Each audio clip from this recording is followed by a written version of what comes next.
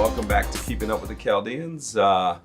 Today's episode has been made possible by the generosity of our friend Nurse Faith with the Cosmetic Room. You can find her at Cosmetic Nurse Faith on Instagram.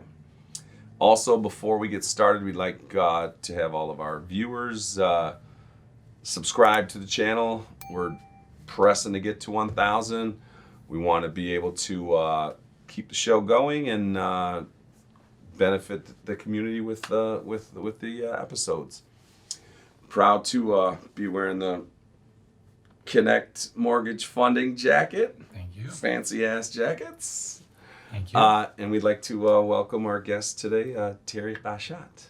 How are you, brother? Good afternoon, everyone. What's happening, T? I'm doing good. Glad to be here. Good. Yeah, we're glad to have you guys Yes, on here, sir. man. It's awesome. You want to today let people know some of the stuff of your business and give them an opportunity to even whether call you or come visit you. And we did talk pre the show going live was you are not to say doing things different like you were saying, but if you want to explain to people where your approach is on the mortgage side, we all have our opportunities within friends and family that do mortgages, but some of the stuff you were explaining of doing gives you a more Fascinating humble approach. stuff. Yeah, more humble approach as versus just taking the You're money. out of the box. Yep. You're out of the box thinking. Yeah, so let's get into talking about your history and what got you to here today and what you offer out of your business. Nice. Thank you guys for having me. I really Boom. appreciate it. Yep. Yes, sir. A little bit of background story as far as career. I would say my career really started in the cell phone business, wireless toys. Okay. February 2005. Did that for 4 years until August 2010, which is when I started in the mortgage business. August 10, 2009. Nice. August 10, 2009 to be exact. So That's when you started. Is when I started in the mortgage business. In the industry. Okay. Yep. First day on the job. So been in it for a solid 10 years, pushing right over 10 years. Mm-hmm. Was it one of the bigger companies or was it? I was with a smaller company Okay. with a decent sized team. We were I want to say at any given moment anywhere from 10 to 20 people. I would say more consistently 15 people at any given moment. What city was that in? It was in West Bloomfield. Okay, cool. Yep. It was in West Bloomfield. So I had a lot of good times there with the people that I ran with. Mm-hmm. Learned a lot. Did our stuff. And come summer of 2014 is when I started Connect Mortgage Funding. Oh, wow. And originate the first loan for one of my aunties, actually, someone I used to live with, in October 2014 Nice. is when the first deal happened for Connect Mortgage Funding. And what was the celebration like for that first deal? Was it awesome? It was Feeling. How about the feeling? It was affirmation. Yeah. It's cause a lot of people ask all the time it's very risky to go out on your own. Yeah, where would we be without risk? Exactly. Yeah. And truthfully, when it comes to certain types of businesses, and it's specific to the mortgage business, and there's a lot of businesses that are this way, the more time goes on, stuff like podcasts and that with the internet continuing to evolve, Yep. Mm-hmm. there's certain types of businesses that, in my mind, if you know what you're doing, there isn't really that big of a risk. Right. Sure. So why wasn't it a risk for me? I started from my home. Mm-hmm. I turned my bedroom into my office and started doing my original deals from there. I was at home from summer of 2014 until March of 2016. So a good year and a half doing it from my house. Had a shared office space then. Mm-hmm. And then up until November of last year is when we got our own office space in Troy. We're on Big Beaver Road now, right in the same building by Bahama Breeze. Beautiful. Let's take a step back before we go to the extent of how far you took the company. Mm-hmm. What did it take to start the company before we even, want to get to that? Like, Good question. what's stipulations needed to become a mortgage, funder? And is there school? Is there state licensing? Just some of the stuff that got you to there. Did you have to put in 2-3 years prior to that under a different, company and all? So that way the viewers get to know if they ever want to take this step, what gets you to that front, that first door to turn the key. So then it was actually a little bit more strict. They've opened up the floodgates a little bit. Mm-hmm.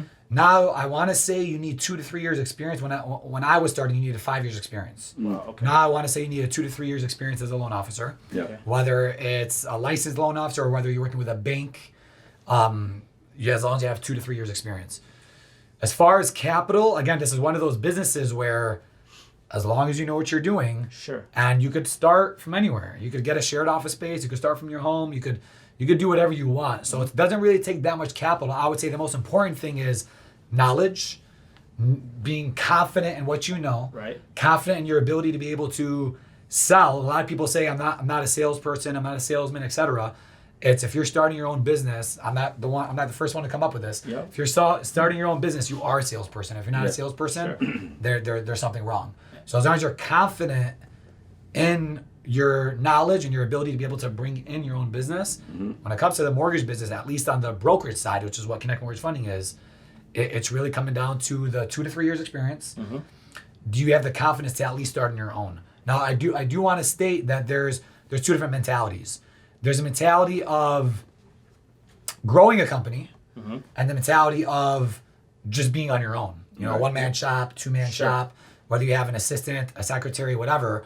And I think it's very important to figure out what you want to do with that up front so you could pace yourself on what's your next hire going to be. Do you actually even need office space? You know, if you're working by yourself, do you even need office space? Yeah. Right. So really decide that up front on what you're going to do so that you could present your story the right way, work every month the right way on how you're going to go about it. Yep. And then before that, even before you walked in there, you had your experience gained from a brokering firm before this, right, in West Bloomfield. So you had confidence after doing so many loans through there, but the confidence is different when you're now opening your own and you have your structure to put together. There's nobody above you. That's right. To ask the questions. You had no exactly. There wasn't there. So that learning curve right there. I mean, you know, it's you got to build knowledge is one thing, right? You learn the knowledge over the years, but see, to apply that knowledge, you still have to have some confidence behind it.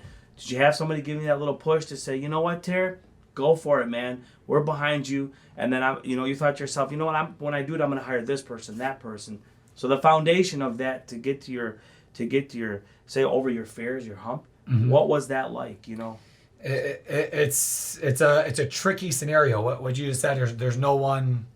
I'm accountable to myself. That's it. Yes. You know, I don't have my previous employer, my previous bosses, previous leaders saying you got to be on time, 9 or 10 o'clock, whatever the starting time is. You got to hit these numbers every week. So it's a tricky scenario. As far as somebody pushing me, I was really just looking towards the people that I aspire to, whether that's someone successful in business as an entrepreneur, someone that's successful in the athletic world, someone that's successful in volunteer work, charity work. Sure. I've always been continuously looking at leadership examples in the world as my point of inspiration.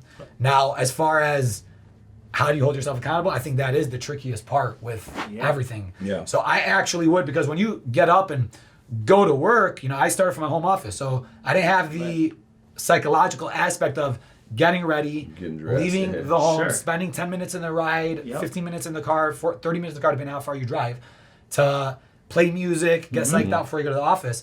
So what I did was I actually got up. I'm at home by myself.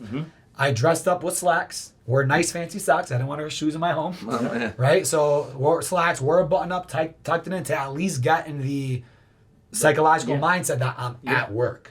So I actually did that more when I was at home than I do today. Nice. So kind of little methods to say like I am getting up and going to work.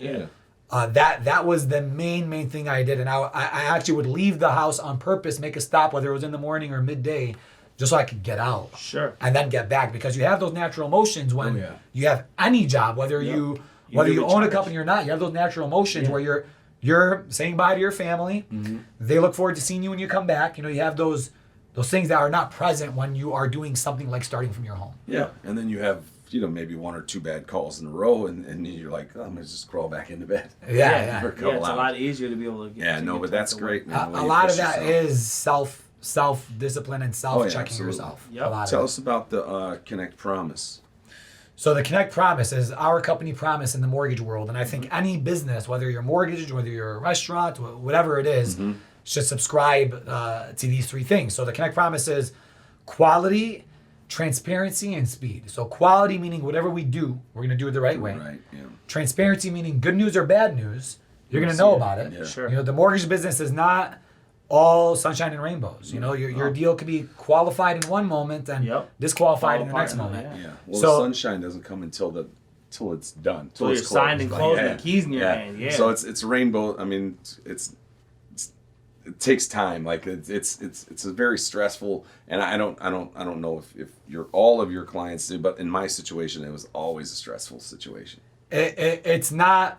I have a saying, and when it comes to mortgages, when it comes to insurance, things like that, there's nothing. Nobody wants to do that. Right. Sure. It's we try to make it as easy as possible. Try to make it as fun and as cool as possible. Yeah. At the end of the day, the real sunshine, the real celebration is when you have the keys in your hand. So when you're running into those, that's so gratifying at that time too. That's what I want to talk about. Since the both of you, I haven't experienced it. I've always rented. A few years we had a home. My sister did all that stuff. But what and why does the stress come? Yeah. You know, what causes that, and what do you guys do to alleviate that stress? Say Anthony's coming through the doors and he's talking about those moments. What do you do to face those moments, and how do you work with the client to make sure that you keep them calm and collective? Because I've seen these things take 30 days, 60 days, so I've seen them take some time. So what do you do to get some of that pressure off of it?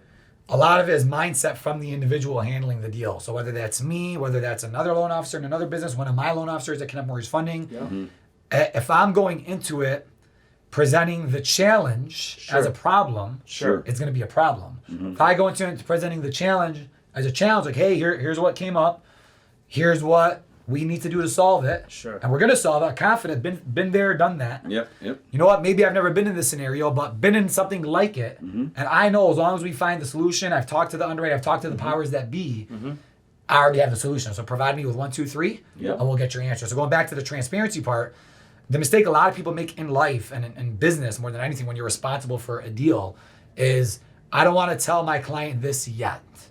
Right. I don't want to tell, I don't know how to tell my client. The best thing is to rip off the Band-Aid. Yeah. Tell your client what's up. Again, because they might tell you the solution to the challenge right away. They might be like, I know, I'm aware of that. Yeah. I got it right here. Yeah, like, okay, like, that was easier said than done.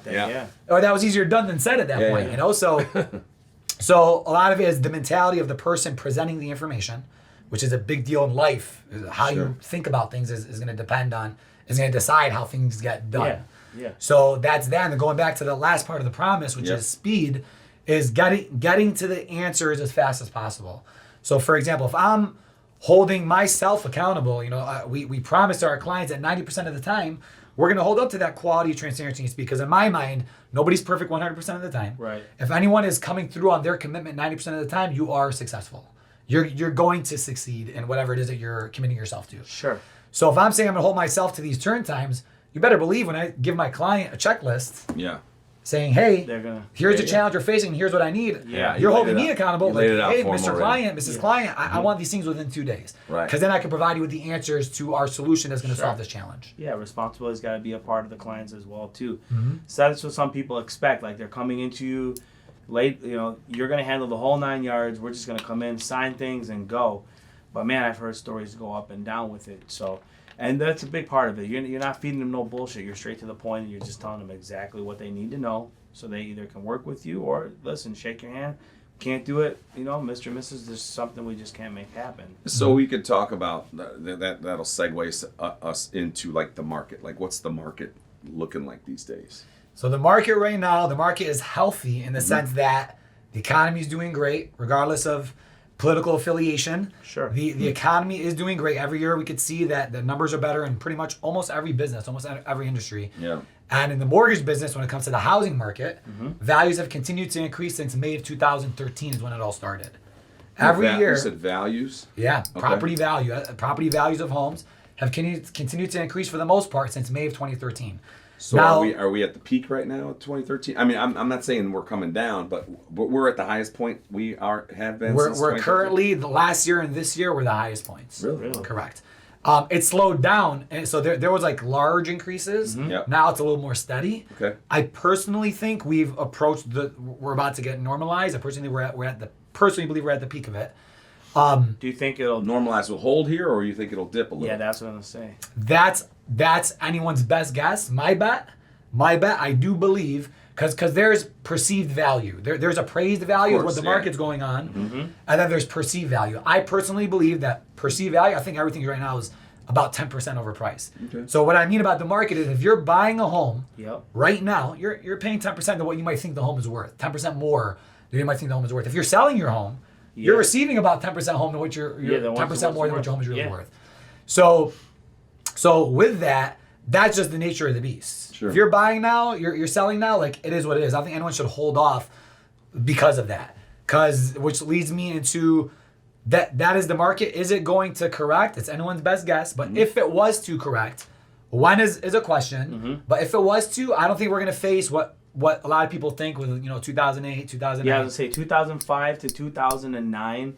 So it seemed like as soon as the big talks of major corporations going into bankruptcy started, some of that trickle, because that's how I wanted to get to, so that maybe you can give some insight to us and the viewers. Is I saw where, because my business, I was in wireless toys too. We never crossed paths. I'm surprised we didn't, but I was in wireless toys too. But in the heart of Genesee County, you had the effect of Delphi going out. General Motors was starting to talk about bankruptcy talks at that time. So now, when that starts happening, Delphi actually did go through bankruptcy. And I don't even think they're in existence right now. Is Delphi even in existence? I haven't heard the name in forever. Yeah, so what I'm getting to is that guy or that woman that was working with them had the second house up north and then the house down here. So the second house gets let go because they can't afford it. Then it gets to the boat that can't be afforded, and so forth. Do we see that in the future being that turn of events anytime soon? I mean, it's not to say it's inevitable, because That's a bubble, man. Yeah. I don't think that could. yeah, that was happen saying. again. Would we ever face something? And what caused it? What was the A lot of biggest fraud? Yeah, I know fraud was a big part, but I gotta say jobs too weren't really secure for a while at that time. No, yeah. So what do you think the main factors got to that?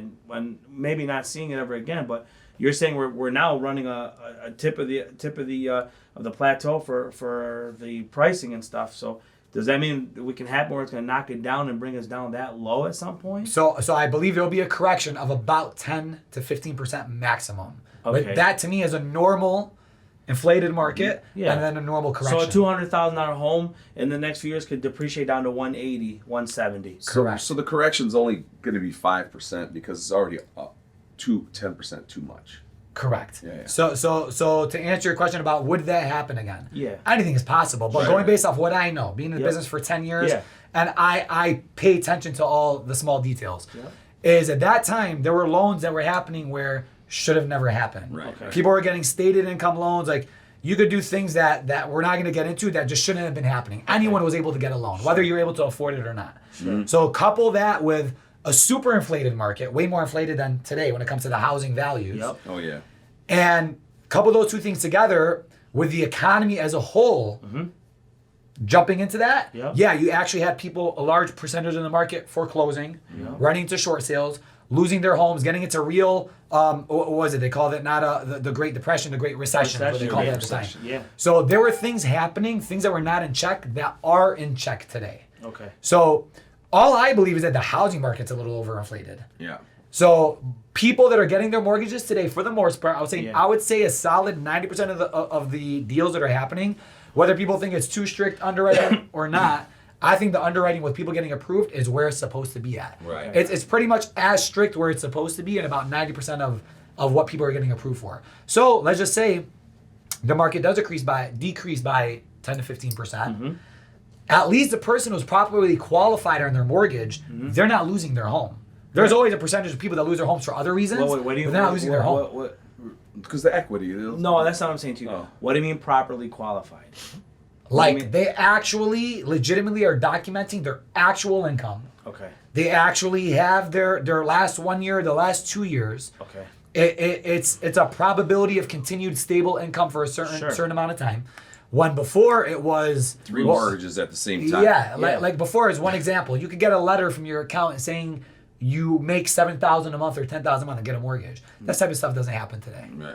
You know, it just doesn't happen today. Got you. Checks and And balances in place. whatever's trying to come back with that, it's such a small percentage of the market. When before it was just it was so easy to do that back then, to where even people who did qualify, like people were doing that nonsense stuff. Right. You know?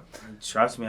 Right. Even if they would have qualified. Yeah. Yeah. There were appraisers that were incentivized, and that stuff just doesn't happen. So with the adjustment coming, or possibly coming, when's the right time to buy? And for who? Like, so obviously right time to buy for certain individuals is different. To live Everyone's into different. So give us investment. a few examples of when the right time is to buy for someone and when this is probably not the right time. I have a very simplified and streamlined answer for that because Okay.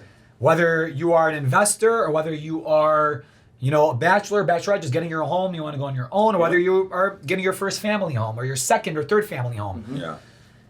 People ask me all the time, should I wait? Because a lot of people say, oh, I think there is going to be a crash. Yep. I don't want to buy a home now because what if the value goes down? That's why, yep. So the right time to buy, if you're a family, the right time to buy is when your family is ready to move on to another home. Yeah. For example, grow you up. want to move your children from this school district to that school district. Great example. Well, the answer is it's the right time to buy. Yeah. If you want to, maybe you don't need to switch school districts. Maybe you're staying in the same city, same school district, and you're ready to really upgrade in lifestyle when it comes to the quality of your home, the size of your home. Yep. Well, then if you're truly ready for that, it's the right time to buy. And likewise, it's all relative. You already own a home. You're going to sell your home in a high market. You're making, in my mind, 10% overpriced. You're making 10% extra. Yep. You're going to take that equity and that profit that you just made into in my mind, 10% overpriced new home. And it's all relative. You didn't lose anything. Right. You didn't lose anything. So to the person that says, well, I don't own a home, I'm going to buy my first home for my family, I'm paying 10% overpriced. Well, my answer is you qualify for this mortgage. Your family was ready to move into a new home. Yep. So the right thing to do is to get your family into that home. If the value decreases, you may be in that home for 10 years. The value might decrease. Yeah, you're not leaving the home. 5 years pass, the values come back to normal. Yep. So it's cyclical. It's on paper. Yeah, but I'm saying it's cyclical. The shift changes. Sure. It's commodity. The way the ups and downs go. Yep. So you used Anthony as an example. Just to say we'll just say he's family. Why use me as an You got example? 'Cause family. I'm You got Chaldean? kids. No, you Why? got. Because I'm Chaldean? We're keeping up with the Chaldeans. Yeah, Oh, over yeah, here. all right. He said family wise. If you're ready to do it, you got the kids in the family. That's so, what we used to say when they used to kick us out of the bar. Why? Because Yeah, I'm with Chaldean. Chaldean. Yeah. Well, kidding. I'm single. Okay, so I'm just single bachelor. Is there a particular time for me as a single bachelor to look for things versus like you're saying time to buy for a family who's making a decision? But coming May, my lease is up and I'm not looking to rent anymore. I want to buy. And then is there a true statement behind it's better to buy in the winter than it is to buy in the summer? The whole Memorial and Labor Day weekend type of deal? There is a true statement to it. In the wintertime, so we're talking about the overall market. Again, my opinion is it's about 10% overpriced. So during the wintertime, the values naturally decrease about 5%. Okay. They go back up that 5% during the summertime. Sure. Spring. So, yeah, you would get a better deal in the wintertime. However, what if your home you really wanted was available in the summertime? Right. Yeah. So, again, I go back to the thing is your family ready to buy? You want to be ready before school Even starts? as an individual, am I ready to buy too? So- before summer or during summer, am I? As a bachelor or bachelorette, it is in my mind. This is not helpful to the mortgage business and to the real estate business. What I'm about to say, Yep. but this is what I would do. It's easier to rent because you're so flexible. Sure. Like when you're ready, something happens. I You're wish ready you were to gonna say that. That's right. why I wish you were gonna say it. Because listen, Just wants to buy something. Just buy something. listen, Yeah, you're ready to actually get a home Terry. for your family. Go ahead. You're not locked down to a home at this point. No, but the thing is, I'm so like you get to hear the neighbor. I mean, even you're in a condo, you're attached. Yeah, all the rent's going out the window. Yeah, exactly. Yeah. I'm gonna tell you, and I haven't, put any type of asset towards that. Like, there's no value that I'm accruing right now with it. So that's true. That is an offset. You're getting your money back, so to speak, when you Yeah. sell. But what's the value to you as an individual? Sure. The flexibility, being able to say, I'm ready to go. I don't need to worry about selling. I'm ready to go. Yeah. I need a home. I'm ready to start a family. I'm ready And to get a maintenance. home for I my don't current. have- I don't have as much depending on maintenance, depending on in the my size of the situations. house, you're gonna have maintenance. You're gonna have taxes. You're gonna have a Right. lot of different Right. things that are. As a family, I'm gonna say if you can qualify to own, you should always own. Oh yeah. Gotcha. As a single person, again, bachelor, bachelorette, you gotta decide how much is that value worth to you. Sure. Because a lot of people Makes and here, sense. Why don't we here- put some of these bachelors and bachelorettes together? Yeah. Maybe they can cohabitate. Yes. Yes. Yes. Gonna have 2-3 rooms in a house. Yes. Everybody- And we'll install some cameras. I was gonna make a joke. There is a Chaldean matching dating company out there, isn't there? You know? Match Yeah, Chaldeans, yeah, yeah. there's one. Okay. Yes. Best in the business. Yes. So my answer to that, because people will come and say, I'm going to buy now. I'm going to lose all my equity again. It's all it's I want to make this a business. A home is one of the best investments you have. Yeah. My answer to those people, if you're not in the business of owning multiple properties, you're not in the business of flipping homes. Sure. If not in the business of buying and flipping multiple homes in the course of a year, you're not in that business. You are always going to lose money where you live, unless you got lucky. Yep. There were a lot of people who got lucky. That had money to buy up some homes during the Great Recession, and now the home's inflated and you got it. My family is one of them. We bought in a low market and we sold our previous home in a high market. Good. We got lucky. We didn't plan for that. Yep. Mm-hmm. We were not in the business of flipping homes. It just happened. It's just the way the dominoes fell at that point. Sure. So if you're in the business, my answer to those people now, talking about, I gave you the answer on families, when's the right time to buy. Mm-hmm. If you're an investor, you are a person buying multiple homes and renting them out, or buying homes to flip. You got to look at it. If you're flipping a home in the course of 1 year with the current market value that you're about to pay, if you can make a profit in 1 year, it's the right time to buy a home. If you're going to own the home to rent out, if you can make money within the course of 3 to 5 years, assuming the worst case scenario, you got to say, hey, let's assume the market does drop. And now my rent's going to go from, call it $1,500 a month to $1,400 a month, $1,300, whatever it is. If you can make money over the course of 3 to 5 years, the answer is it's the right time to buy. We can't wait for the market to do what it's going to do to say it's the right time to buy. That's my answer to everyone there. Yeah. So, you know what? You think about it, and what he's saying is a lot of it was taught to us just playing a board game, right? Monopoly gave you a lot of understanding of that buying and selling. Yep. You weren't really a buyer or a seller unless you were, buying up big things and collecting rent as we passed through. So Monopoly was the example. My example was the game Sorry. Like that was my experience in business and the real estate. Yeah. Sorry. It's definitely tricky. I bought a property. It was 2011. It was a commercial building, and there's a lot to it. Investing is more than just investing and putting in. You got maintenance. Like you said, you got taxes to deal with. You got to see is my value from what I receiving to what I'm paying out worth it? Who you partner with? Shit, that's even a pain in the ass. What people don't get is like if Anthony and I right now went to we came to you and say, you know what, Terry, we want to buy a house right now and do some stuff with it.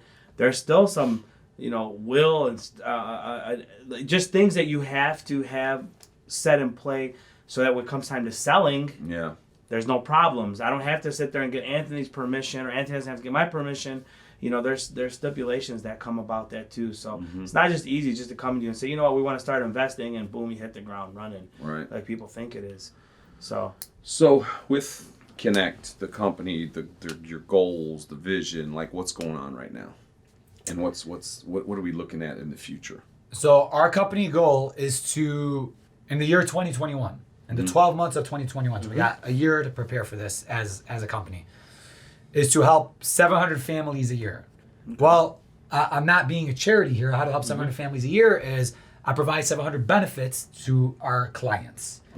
Provide 700 mortgages. Sure. So whether you are in the market to buy a home, again, whether you're a bachelor, bachelorette, you're a family, first-time home ownership, second, third, fifth home. Sure.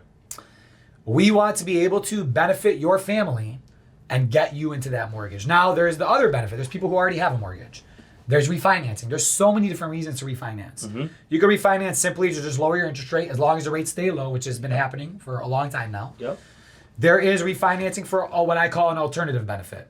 You may have utilized a family member or a friend to co-sign with you to buy a home for your family. Sure. Well, now, we don't want to keep that person who co-signed for you on your mortgage forever. That person wants out, and you want to thank that person by saying thank you and, ready to get you off my mortgage.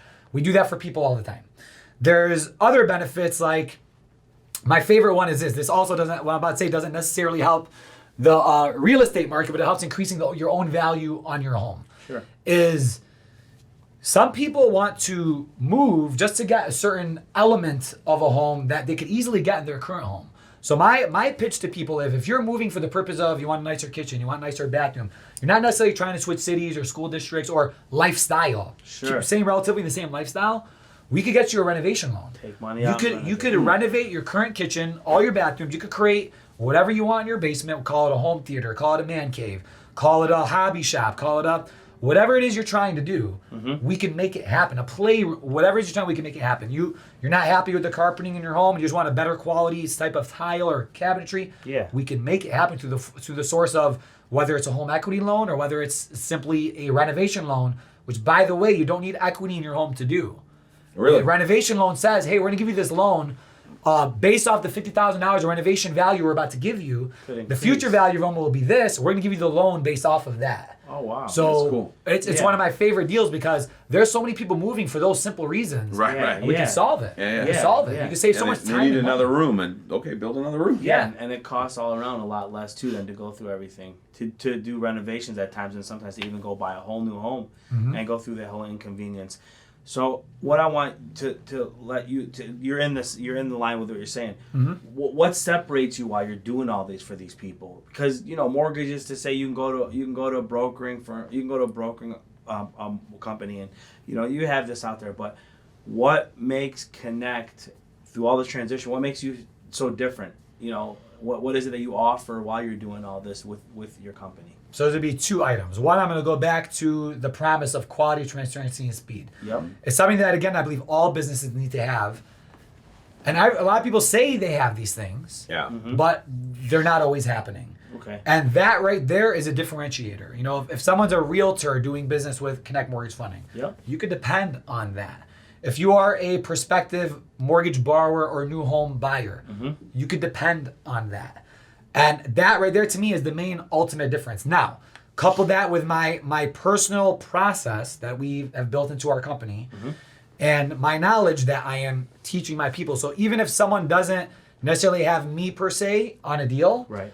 at the end of the day, I'm on the back end. My support staff is on the back end. Sure. And it is my system and my process and my level of standard and quality that I'm trying to incorporate to our company. Sure. To where whether you're dealing with Terry or with this person or with that person at my company, you're going to get a similar experience. Yeah. My goal is to make it to where you don't have to deal with me. The people that are dealing with me are the people that know me. Yep. And the people that are dealing with the people within my company are getting that same quality of experience Sure. with getting a deal done with Connect Mortgage Funding. Couple that with our lending relationships, whether it's someone that qualifies for a normal loan, which is 90% of the market out there. 90% of people are going to qualify for a normal loan called FHA, which is a government loan. VA, if you happen to be a veteran, serving in the U.S. Army and military, or you're just standard, traditional, conventional Fannie Mae or Freddie Mac mortgage, which makes up majority of the mortgages out there. Those are our favorite deals. Now, we have other lenders where we don't necessarily promote these products, but if we look at your deal and find, you know what, you don't qualify for that normal loan, Yep. but you do fit in the box for a portfolio or private lending, we'll check out if the opportunity is worthwhile to you to get it Sure. done. Lastly, I'm going to add on to that is communication, going to the transparency point of, Yep. our promise. Communication, it's so important. And so if I could communicate to you that we have a challenge or that I need this from you or that there is no challenge, we're just communicating to you on this, where we're at in your loan. Yep. Whether you're a realtor on the deal, in the transaction, or whether you're the family looking forward and anxious to get into that new home, you're going to be communicated. You're going to know what's going on and what are the next steps to get into home ownership. You work with any of our people, any of the Chaldean community, whether it has to do with the inspections or whether it has to do with the title companies, insurance. I mean, do you want to give anybody a shout out that you do it? So with home inspections, I don't have a personal relationship, referral relationship, someone that we specifically trust. Sure.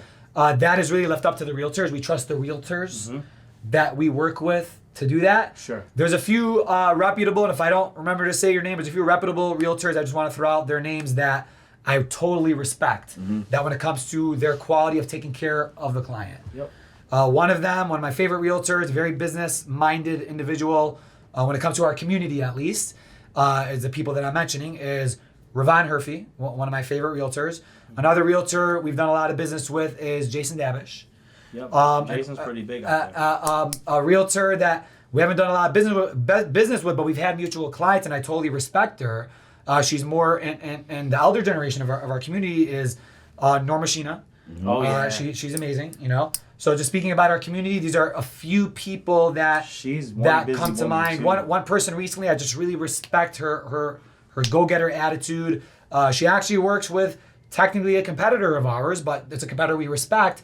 But she's just done a phenomenal job as a realtor, is Luma Pato. She's a go-getter. We faced a challenge on the deal. She was on the seller side, and she just came through and got it done. So speaking real quick off the top of my head, those are a few people that I would want to give a few shout-outs to. Nice. Yeah. Nice. Good for them. And so all of this at Joe Bahri. I haven't forgot about you either. Joe has been a consistent realtor who also is an appraiser. So if you need appraisals, I trust his opinion of value on any appraisal as well. Awesome. Yep. So all of this this Connect Mortgage funding company is built on a culture and community, right? So why don't you speak on that, the culture of Connect? So I'm going to combine what we believe in to be our culture at the office and add to where if we follow this culture, we hire individuals that fit into this culture is going to help the community. Okay. Because again, 2021, our company goal is to help 700 families by providing 700 mortgages. That is 60 families a month. That's not easy. No.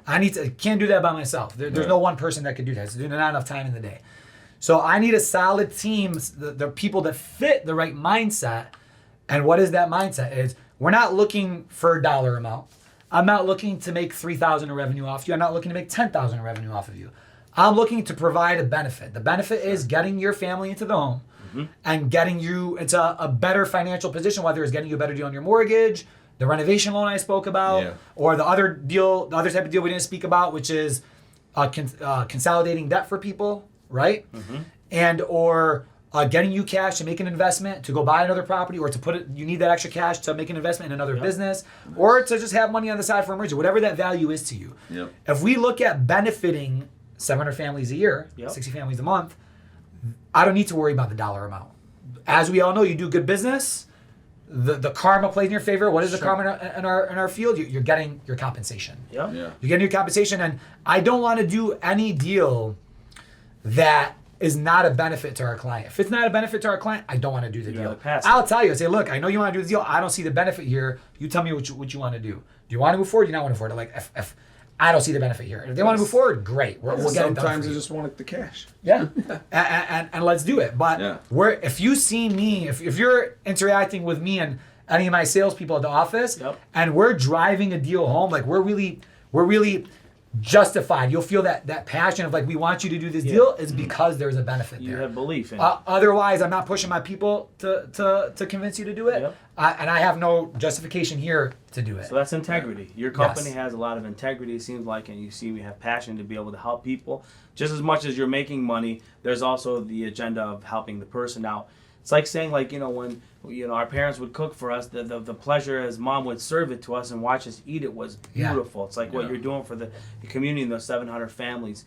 What I want to help the viewers, including myself, because I'm preparing now, tell the viewers what it takes to prepare before they come see you. Because it's not I don't just want to I walk into Terry's and Terry's giving me a whole list of what I got to do. Give them the before pre-approval, give them the pre-meeting.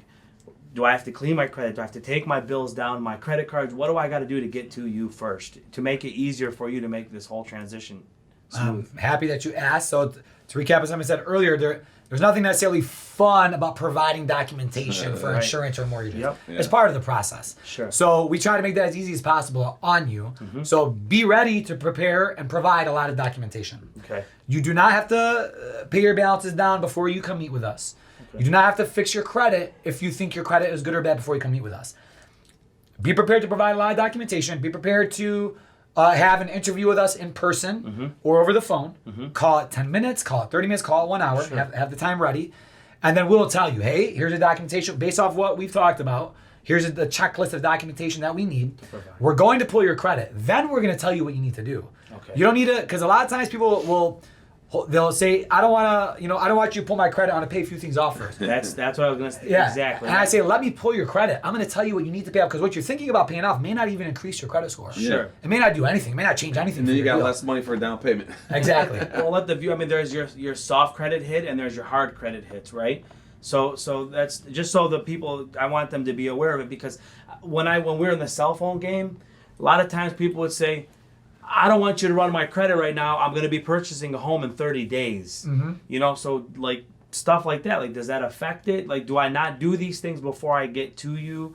What would hinder my mortgage deal, like, before I get to you? So in the cell phone business, it is a soft pull that we were doing, right? and that account doesn't even show up on your credit. You have a Verizon account, Got AT&T, T-Mobile, it doesn't even show up. The account doesn't The show up. monthly bill payment does never come as accrued credit for you.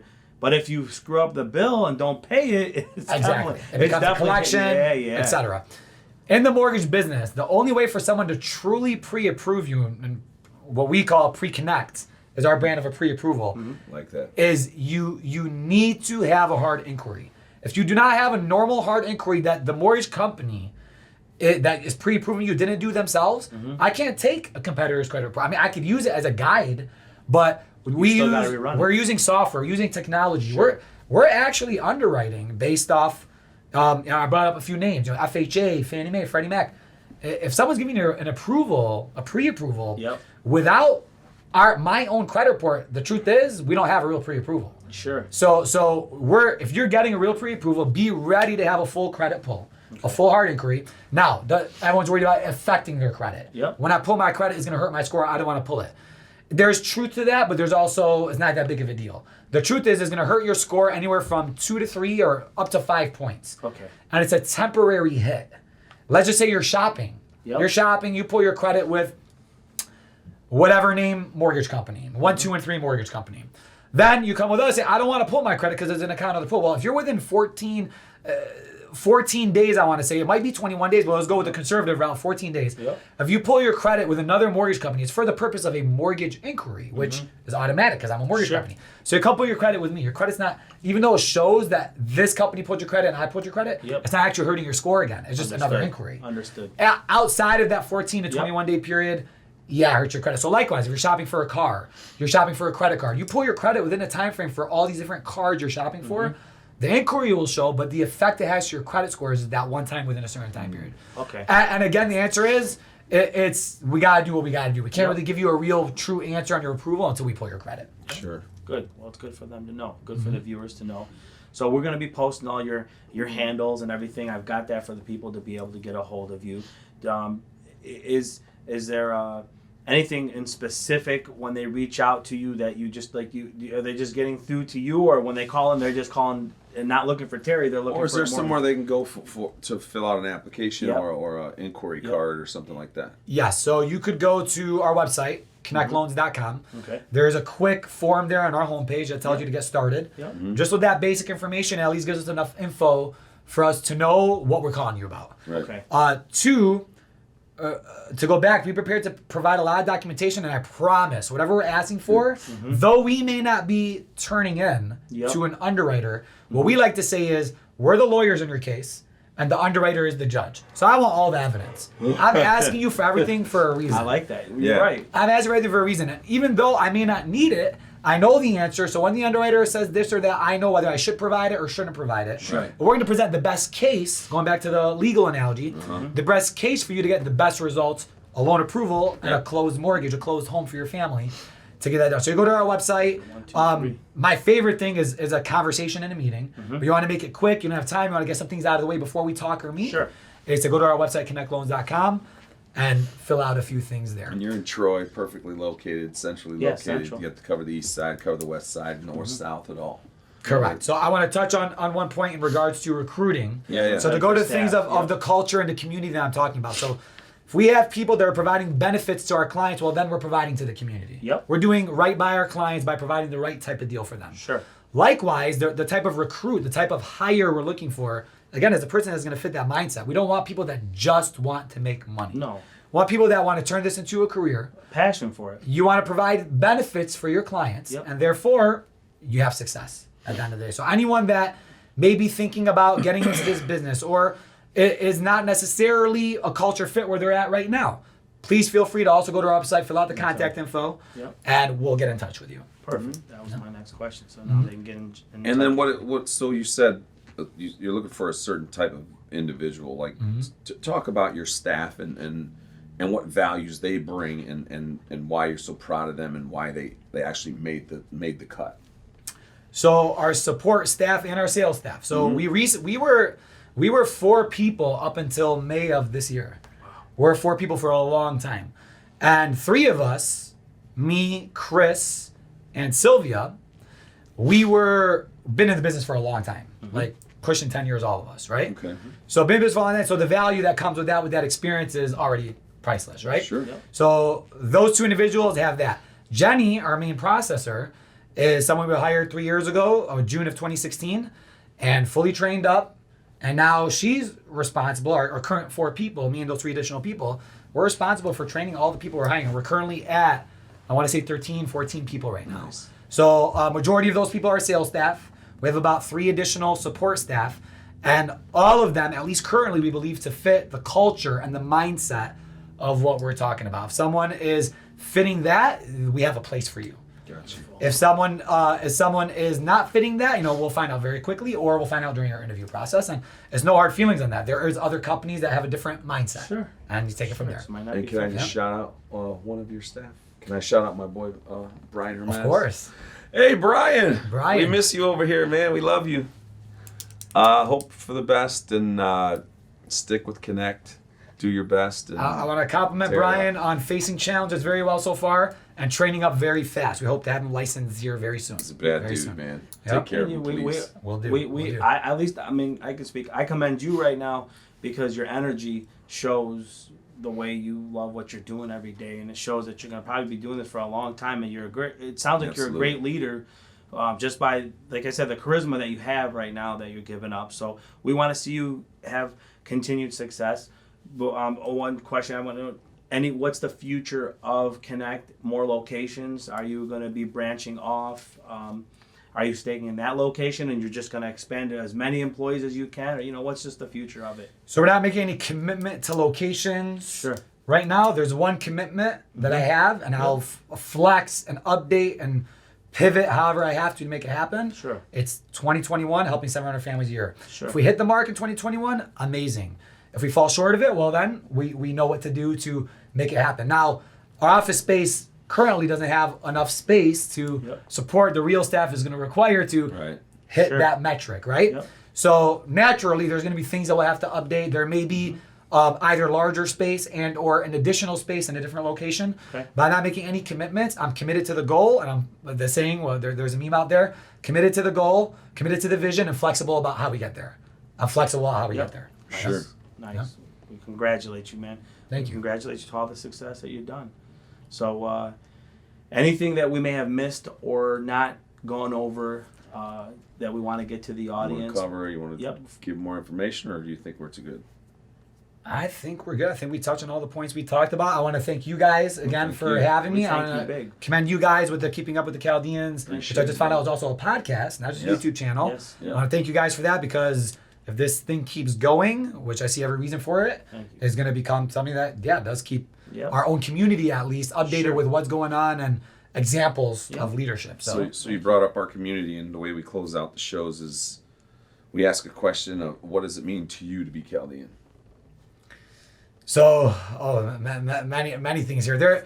I believe that our culture has, when we have the good things about us, I Yeah. think we're the best. Yeah. When we have the bad things about us, I think we're one of the worst. Yeah. So I want to encourage our young generation and anyone who is older to get as disciplined as possible to show leadership. We need our generation and below to team up more often, be less greedy. The saying greed is good, yeah, but the right way. Like the saying greed is good is not just about making money. There's Doesn't a mean it's good just because somebody said it. No. there's more context Yeah. behind the Yep. saying greed is good. Yes, correct. So, I'm seeing it more with the younger generation. I am, but we need to do a better job with the people that are currently the leaders, the people that are currently successful on.